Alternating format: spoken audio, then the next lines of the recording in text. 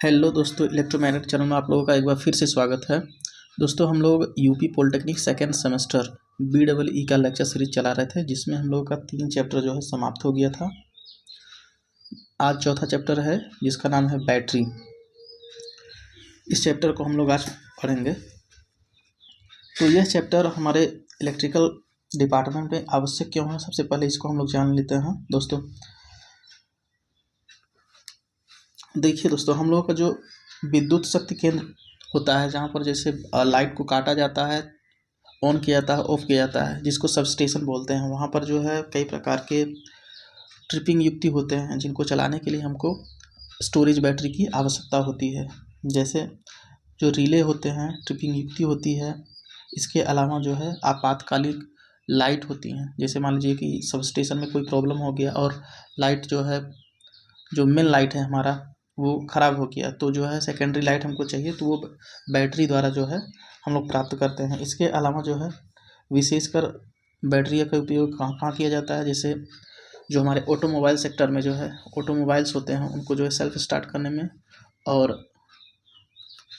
उनमें जो है लाइटिंग के लिए किया जाता है। इसके अलावा ट्रेनों में भी किया जाता है। ट्रेन के डिब्बों में जो है लाइटिंग के लिए जो है बैटरी का उपयोग किया जाता है। इसके अलावा कारों, बसों, टेलीफोन एक्सचेंज में भी बैटरी का ही उपयोग किया जाता है, क्योंकि बैटरी नहीं रहेगा तो अगर किसी समय जो है टेलीफोन एक्सचेंज में अगर लाइट कट गया, तो उस समय जो है हमारे सारे के सारे नेटवर्क जो है फेल हो जाएंगे। इसलिए बैटरी का योगदान हमारे इलेक्ट्रिकल डिपार्टमेंट में बहुत ही ज़्यादा है। तो आइए हम लोग जो है बैटरी से संबंधित कुछ प्रमुख परिभाषाएं जो है पढ़ लेते हैं। इसके बाद जो है हम लोग बैटरी को अच्छे से समझेंगे। तो बैटरी चैप्टर में सबसे पहला जो है डेफिनेशन है सेल का। तो सेल के बारे में जान लेते हैं। सेल वह युक्ति है जो रासायनिक ऊर्जा को विद्युत ऊर्जा में बदलता है। देखिए दोस्तों, सेल एक जो है इलेक्ट्रोकेमिकल डिवाइस है, अर्थात जो है इसमें जो है केमिकल एनर्जी को इलेक्ट्रिकल एनर्जी में कन्वर्ट किया जाता है। सेल की विशेषता देखिए, सेल में निम्नलिखित विशेषताएं होनी चाहिए। यहाँ पर इनकी विशेषताएं लिखी हुई हैं। सेल लघु अर्थात सुसंगठित होना चाहिए, कम स्थान घेरना चाहिए, भार कम होना चाहिए, टिकाऊ होना चाहिए। देखिए दोस्तों, इसका जो है डिटेल एक्सप्लेनेशन कर देते हैं। सेल लघु अर्थात सुसंगठित होना चाहिए। अगर सेल जो है छोटा होगा तो हमारा कम स्थान भी घेरेगा, हम लोग पोर्टेबल भी होगा, कहीं उठा के ले आ सकते हैं, मतलब हर तरीके से हम लोग को सुविधाजनक होगी। कम स्थान घेरना चाहिए। अगर मान लीजिए बैटरी जो सेल जो होता है अगर वो भारी होगा, तो सेल से ही जो है बैटरी बनती है, बैटरी बहुत बड़ी हो जाएगी, तो इसको जो है उपयोग करना बहुत ही कठिन हो जाएगा। इसलिए जो है सेल कम से कम भार का होना चाहिए। टिकाऊ होना चाहिए। टिकाऊ का मतलब जो है उसका लाइफ स्पैन ज़्यादा होना चाहिए। जैसे मान लीजिए अगर हम लोगों का कोई सेल से जो बैटरी बनती है वो 1 या 2 दिन में ख़त्म हो जाएगी, तो उसको लेने से कोई मतलब नहीं बनता है। इसलिए जो है सेल जो है टिकाऊ होना चाहिए। अब कम से कम जो है 3 साल, 4 साल, 5 साल चलना चाहिए। जैसे आजकल की जो इन्वर्टर की बैटरियाँ आती हैं, उन पर जो है 5 साल, 6 साल जो है चल जाती हैं आराम से। अतः जो सेल होता है टिकाऊ होना चाहिए, तो इसीलिए सेल टिकाऊ होगा तो उनसे जो बैटरी बनेगी वो भी टिकाऊ होंगी। न्यून आंतरिक प्रतिरोध होना चाहिए। ये आंतरिक प्रतिरोध क्या होता है दोस्तों, इसको हम लोग समझ लेते हैं। देखिए दोस्तों, आंतरिक प्रतिरोध समझने के लिए मैं यहाँ पर एक फिगर आपको दिखाता हूँ। ये जो देखिए यहाँ पर एक बैटरी दिखाया गया है, इसमें जो इलेक्ट्रोलाइट भरा होता है, विद्युत अवघट इसको बोलते हैं। इस इलेक्ट्रोलाइट का इंटरनल जो कुछ रेजिस्टेंस होता है, जैसे मान लीजिए यहाँ से हम बैटरी से करंट लेंगे, कोई बल्ब लगा देते हैं यहाँ पर,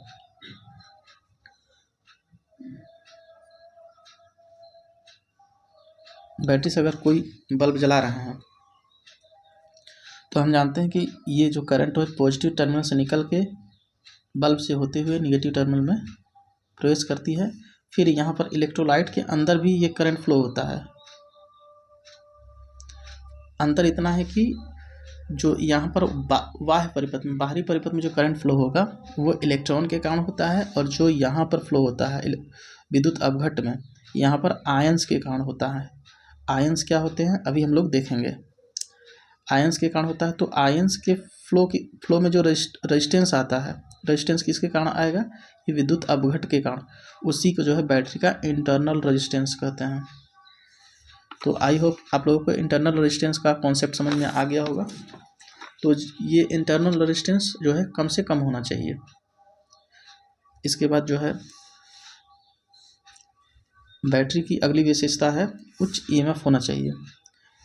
बैटरी का ईएमएफ जो है जितना पॉसिबल हो उतना उच्च होना चाहिए, क्योंकि अगर एक सेल का जो है ईएमएफ मान लेते हैं 2 वोल्ट है, अगर 2 सेल को हम लोग जोड़ेंगे सीरीज में तो उसका 4 हो जाएगा, 3 को जोड़ेंगे तो 6 हो जाएगा। इसी तरीके से जितनी ज़्यादा होगी अगर सेल की ईएमएफ उतना ही हमारे लिए अच्छा होगा। कम सेल से ज़्यादा वोल्टता की बैटरी प्राप्त की जा सकती है। उच्च दक्षता होनी चाहिए, एफिशिएंसी जो है अच्छी होनी चाहिए। ऐसा नहीं कि मतलब बस लगाएं और डिस्चार्ज हो गया। अच्छी एफिशिएंसी होनी चाहिए, मतलब अगर लगा रहे हैं हम लोग किसी काम में यूज कर रहे हैं तो वो जो है अच्छे देरी तक चलना चाहिए, जैसे 5 घंटे 10 घंटे। कभी कभी हम लोग जो रिमोट में बैटरी यूज करते हैं वो तो 3-3 4-4 महीने चल जाती है, तो इसका मतलब उन बैटरियों की दक्षता अच्छी है। न्यून आंतरिक वोल्टतापात होनी चाहिए। ये आंतरिक वोल्टतापात क्या होता है, आंतरिक वोल्टतापात आंतरिक रेजिस्टेंस से रिलेटेड है। जैसे किसी रेजिस्टेंस में वोल्टेज ड्रॉप होता है, उसी तरीके से जो वैद्युत अपघट का आंतरिक रेजिस्टेंस होता है उसके कारण भी वोल्टेज ड्रॉप होता है, उसी को जो है आंतरिक वोल्टतापात कहते हैं। तो आइए आगे देखते हैं कि सेल कितने टाइप के होते हैं।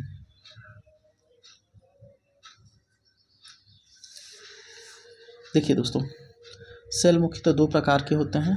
प्राथमिक सेल, इनको इंग्लिश में प्राइमरी सेल कहते हैं, और द्वितीयक सेल, इनको जो है इंग्लिश में सेकेंडरी सेल कहते हैं। तो इनको समझ लेते हैं कि प्राइमरी सेल और सेकेंडरी सेल होता क्या है, कैसे हम लोग पहचानेंगे कि यह प्राइमरी सेल है और यह सेकेंडरी सेल है। तो इसका जो है परिभाषा है, इसको हम लोग देख लेते हैं। प्राथमिक सेल, प्राइमरी सेल, वे सेल जिन्हें हम केवल एक ही बार उपयोग कर पाते हैं, इन्हें पुनः चार्ज करके उपयोग नहीं कर पाते हैं, जैसे शुष्क cell, Leclanche cell, Edison cell, Daniell cell आदि। समस्त शुष्क सेल, ये सभी क्या हैं, ये सभी प्राथमिक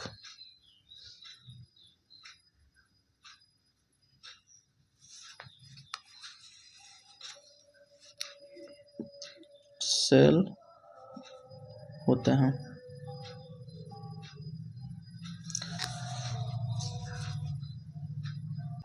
प्राथमिक सेल को दोस्तों हम लोग जो है अपने लाइफ स्टाइल में भी बहुत जगह यूज करते हैं। जैसे मैं आप लोगों को बता देता हूँ प्राथमिक सेल क्या होते हैं। प्राथमिक सेल जो हम लोग रिमोट में बैटरी यूज करते हैं उसे शुष्क सेल या फिर प्राथमिक सेल कहते हैं। जैसे एवररेडी का बैटरी होता है उसको हम लोग शुष्क सेल या प्राथमिक सेल कहते हैं। शुष्क सेल के अंतर्गत देखिए दोस्तों, ये इतने सेल आते हैं, लेक्लांसे सेल आता है, एडिसन सेल आता है, डेनियल सेल आते हैं, ये सभी शुष्क सेल के अंतर्गत आते हैं। और ये सभी के सभी शुष्क सेल क्या होते हैं, प्राथमिक सेल होते हैं। अर्थात इनको हम लोग मार्केट से खरीद के लाते हैं, अपने रिमोट में लगाते हैं या टॉर्च में लगाते हैं। एक बार ख़त्म होने के बाद हम लोग इनको पुनः चार्ज नहीं कर पाते हैं, अर्थात इनको केवल एक ही बार यूज किया जा सकता है, इसलिए इन्हें प्राइमरी सेल कहते हैं। अब इसके बाद हम लोग देख लेते हैं कि सेकेंडरी सेल क्या होता है।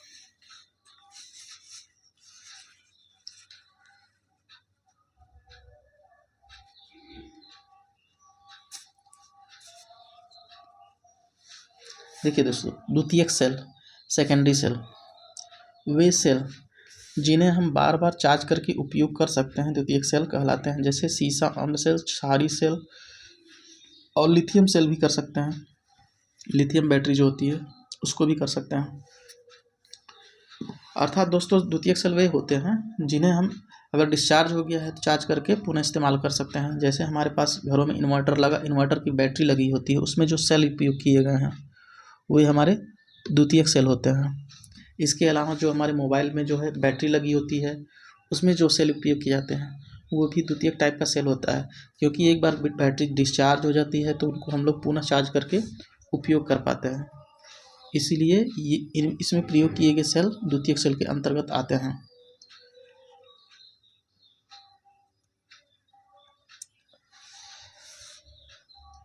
अब देखते हैं दोस्तों जो है वैद्युत अपघट्ट के आधार पर जो है सेलों को कितने भागों में बांटा गया है, इसको समझ लेते हैं।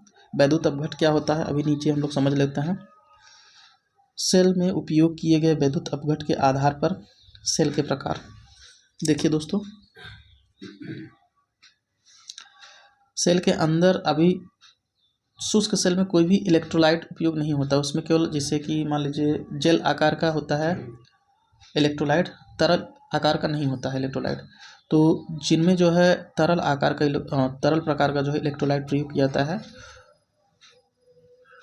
उन बैटरियों का हम लोग बात कर रहे हैं यहाँ पर कि वैद्युत अपघट्ट के आधार पर बैटरियाँ कितनी प्रकार की होती हैं, बैटरी या सेल कितने प्रकार का होता है।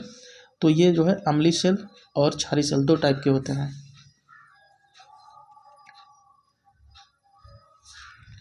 जिनको इंग्लिश में एसिडिक सेल, बेसिक सेल या फिर एल्कलाइन सेल कहते हैं। क्षारीय सेल को एल्कलाइन सेल भी बोलते हैं। देखिए दोस्तों, सेल का ये सिंबल है, यहाँ पर पॉजिटिव टर्मिनल है, ये निगेटिव टर्मिनल है, ये इसका आंतरिक प्रतिरोध है, यहाँ पर लिखा हुआ है कि R इसका आंतरिक प्रतिरोध है। तो वैद्युत अपघट्ट क्या होता है इसको हम लोग यहाँ पर इस चित्र के माध्यम से समझ लेते हैं। देखिए दोस्तों, ये एक सेल का डायग्राम दिया हुआ है। देखिए इस प्रत्येक सेल में दो छड़ें होती हैं, एक एनोड एक कैथोड। और ये छड़ें क्या होती हैं, एक इलेक्ट्रोलाइट, एक बर्तन के अंदर जो है तरल पदार्थ भरा होता है जिसे वैद्युत अपघट्ट कहते हैं, उसी में डूबी होती हैं। जैसे हमारे घर में इन्वर्टर की बैटरी होती है, उसमें देखिएगा उसमें छः होल निकले होते हैं, 6 होल होते हैं, वहाँ से हम लोग पानी को डालते हैं, वो पानी जाके अंदर में इलेक्ट्रोलाइट बनाता है। तो प्रत्येक बैटरी में 6 सेल, जो 12 वोल्ट की बैटरी होती है हमारे घरों में इन्वर्टर के लिए, उसमें 6 सेल यूज किए जाते हैं। यहाँ पर मैंने एक सेल का जो है फिगर दिखाया हुआ है। तो प्रत्येक सेल में 2 जो है क्षण होती हैं जिन्हें एनोड क्षण और कैथोड क्षण कहते हैं, और ये इलेक्ट्रोलाइट में डूबी रहती हैं। इलेक्ट्रोलाइट क्या होता है, इलेक्ट्रोलाइट जो है इन क्षणों के लिए जो है चार्जिंग के लिए पाथ उपलब्ध कराता है। जैसे यहाँ पर देख सकते हैं, जब इसको हम लोग चार्ज लगाएंगे तो इसके अंदर क्या चार्ज होता है, ये इलेक्ट्रोलाइट जो होता है और प्लेट, इन्हीं की मदद से बैटरी हमारी चार्ज होती है। तो जो इसके अंदर लिक्विड उपयोग किया था उसी को हम लोग वैद्युत अपघट्ट बोलते हैं। तो वैद्युत अपघट्ट के आधार पर बैटरी 2 टाइप की होती है, क्षारीय सेल होता है और जो है अम्लीय सेल। तो यहाँ पर हम लोग आगे पढ़ेंगे। अभी जो है सीसा अम्ल संचायक बैटरी क्या होता है, सीसा अम्ल संचायक सेल क्या होते हैं। तो जो अम्लीय बैटरी होती है, क्षारीय बैटरी होती है, इन सब के बारे में आगे पढ़ेंगे। तो इलेक्ट्रोलाइट का कॉन्सेप्ट आप लोगों को समझ में आ गया होगा। इसके बाद देखिए इलेक्ट्रोलाइट कितने प्रकार के होते हैं, यहाँ पर लिखा हुआ है, और क्या होते हैं ये भी लिखा हुआ है। वह पदार्थ जिसमें द्रवीय अवस्था में धारा प्रवाहित करने पर रासायनिक परिवर्तन होते हैं, अर्थात इसमें जो करंट फ्लो होगा, अभी समझाए थे दोस्तों कैसे करंट फ्लो होता है। इसमें जो करंट फ्लो होगा उसके कारण जो रासायनिक परिवर्तन होता है, विद्युत अपघट्ट या विद्युत विश्लेष कहलाता है। उसी को विद्युत अपघट्ट या विद्युत विश्लेष कहते हैं। जैसे क्या क्या होता है विद्युत विश्लेष में, विद्युत विश्लेष या वैद्युत अपघट्ट एक ही चीज़ होता है। जैसे CuSO4 कॉपर सल्फेट, H2SO4 इसको सल्फ्यूरिक अम्ल बोलते हैं, NaCl ये नमक का घोल होता है, और NaOH ये सभी क्या हैं, विद्युत अपघट्ट। इनका घोल चाहिए, ना कि सॉलिड फॉर्म, इनका घोल विद्युत अपघट्ट कहलाता है।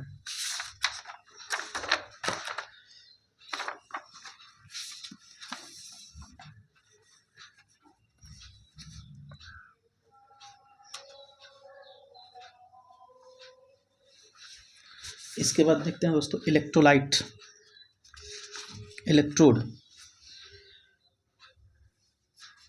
इलेक्ट्रोलाइट इसी को बोलते हैं, विद्युत अपघट्ट को इसी को इंग्लिश में इलेक्ट्रोलाइट भी कहते हैं, ठीक है। इसके बाद जो है इलेक्ट्रोड,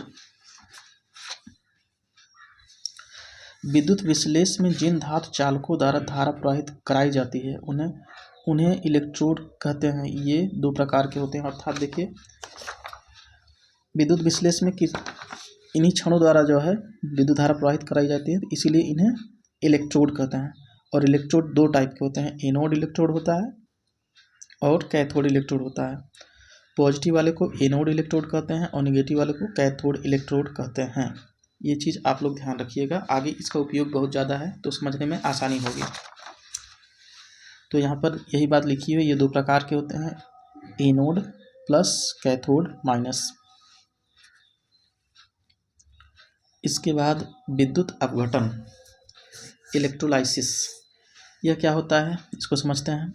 विद्युत विश्लेषी घोल में विद्युत धारा प्रवाहित करने पर जो रासायनिक प्रक्रिया होती है उससे विद्युत अपघटन या विद्युत विश्लेषण कहते हैं। देखिए दोस्तों, यहाँ पर जो ये फिगर है, इसमें जब हम लोग विद्युत धारा प्रवाहित करते हैं, इसको चार्ज करें या इसे चार्ज लें, तो यहाँ पर कुछ परिवर्तन होते हैं। ये इलेक्ट्रोलाइट में कुछ परिवर्तन होता है, जो परिवर्तन होता है, जो रासायनिक अभिक्रिया होती है, उसी को विद्युत अपघटन कहते हैं। और यह केवल और केवल बैटरी में होता है। विद्युत अपघटन के बहुत सारे यूज हैं, इसको हम लोग यूटिलाइजेशन ऑफ इलेक्ट्रिकल एनर्जी में भी पढ़ेंगे। फिलहाल अभी यहाँ बैटरी में क्या उपयोग है इसको हम लोग आगे पढ़ेंगे। देखिए दोस्तों, बैटरी, अब बैटरी क्या होता है, सेलों के निश्चित समूह के संयोग को बैटरी कहते हैं। अर्थात बैटरी को बनाने के लिए हम लोग ये जो सेल होते हैं, सेकेंडरी सेल, प्राइमरी सेल, इन्हीं को जो है कुछ अरेंजमेंट किया जाता है, जैसे श्रेणी में जोड़ देते हैं या फिर समांतर में जोड़ देते हैं। तो इन्हीं अरेंजमेंट से क्या होता है, हमारी बैटरी का निर्माण होता है। तो इन सेलों को देखिए किस तरीके से संयोजित किया जा सकता है। तो सेलों को संयोजित करने के 3 तरीके हैं, यहाँ पर आप लोग देख सकते हैं। पहले सेलों का श्रेणी क्रम संयोजन, और दूसरा सेलों का समांतर क्रम संयोजन, और सेलों का श्रेणी क्रम समांतर क्रम संयोजन। अर्थात इसमें सेलों को श्रेणी क्रम में संयोजित किया जाएगा, इसमें समांतर क्रम में संयोजित किया जाएगा, और इसमें कुछ सेलों को जो है पहले श्रेणी क्रम में संयोजित किया जाएगा, और उन फिर श्रेणी क्रम संयोजन से जो एक व्यवस्था प्राप्त होगी उन सभी को पैरेलल में संयोजित कर दिया जाता है। तो इसको क्या बोलते हैं, सेलों का श्रेणी क्रम समांतर क्रम संयोजन कहते हैं। ये सब क्या होते हैं अभी हम लोग फिगर के माध्यम से, फॉर्मूले के माध्यम से सब समझेंगे आगे।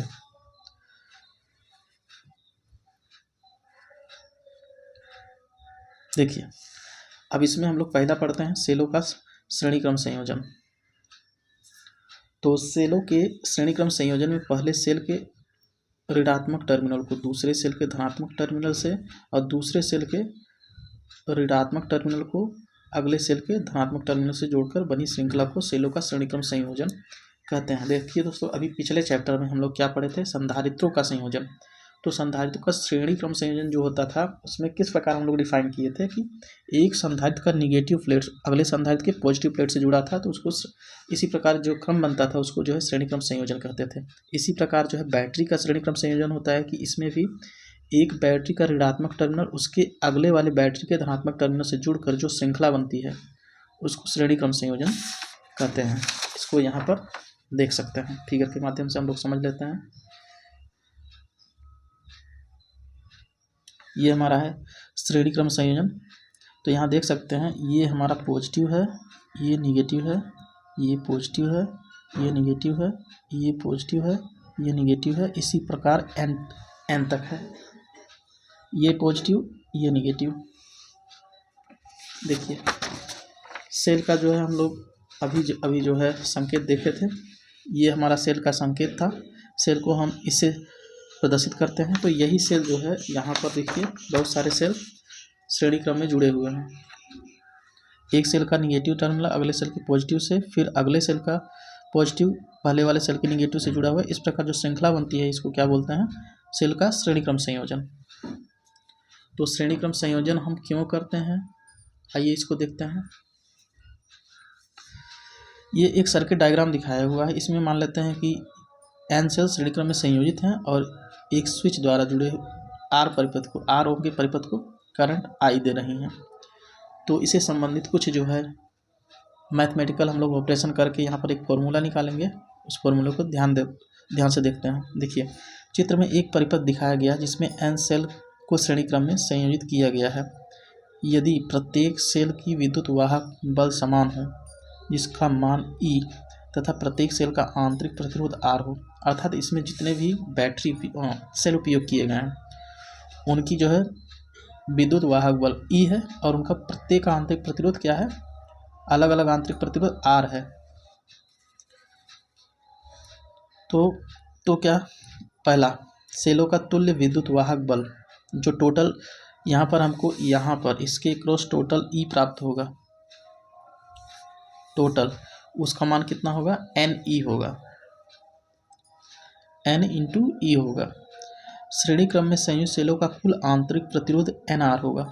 देखिए दोस्तों, यहाँ पर बैटरी तो जो है श्रेणी क्रम में जुड़े हुए ही हैं, साथ साथ क्या है, ये आंतरिक प्रतिरोध भी जो है श्रेणी क्रम में जुड़ रहा है। तो श्रेणी क्रम में जो प्रतिरोध, यदि n प्रतिरोध श्रेणी क्रम में जुड़े हैं तो उनकी तुल्य प्रतिरोध कितना होता है, एन आर हो जाएगा।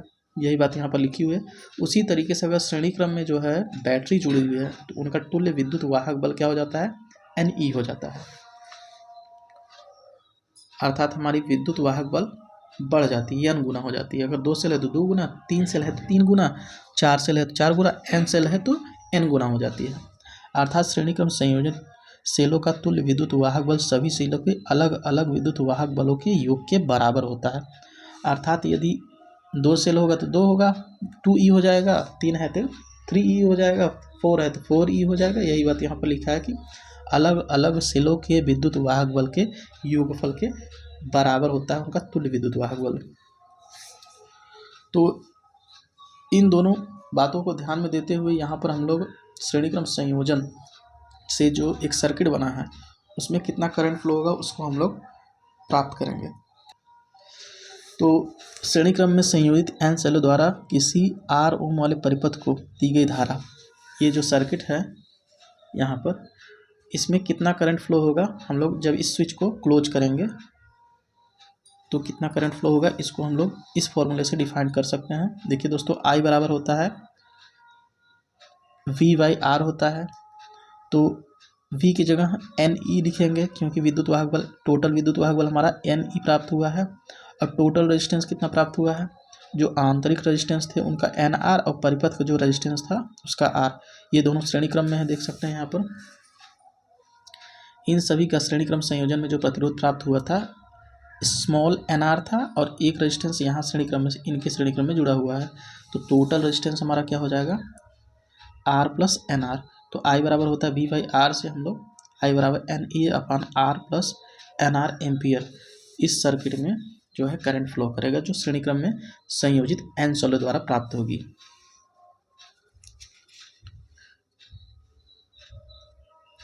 तो इस तरीके से हम लोग श्रेणी क्रम संयोजन को समझ चुके हैं दोस्तों। इसके बाद आता है समांतर क्रम संयोजन, जिसको हम लोग अगले वीडियो में जो है समझेंगे। तो अगर ये वीडियो आपको पसंद आई है तो चैनल को सब्सक्राइब करें, लाइक करें और अपने दोस्तों में भी शेयर करें। धन्यवाद।